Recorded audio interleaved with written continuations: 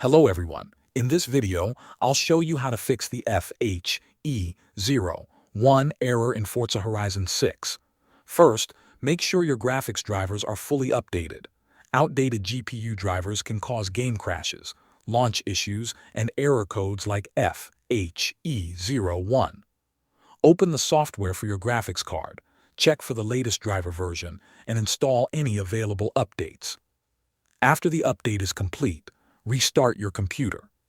Next, disconnect any extra gaming peripherals before launching the game. This includes racing wheels, pedal sets, flight sticks, and secondary controllers. Leave only a standard keyboard and mouse connected.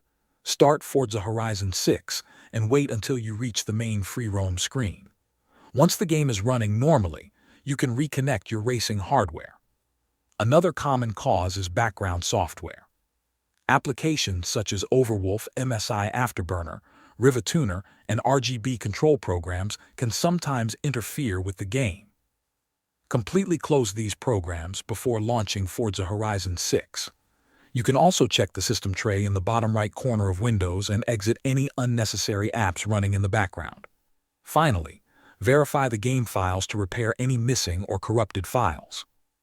If you're using Steam, open your library, right-click Forza Horizon 6, select Properties, go to Installed Files, and click Verify Integrity of Game Files.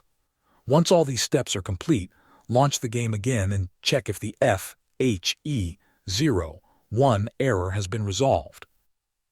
Thanks for watching.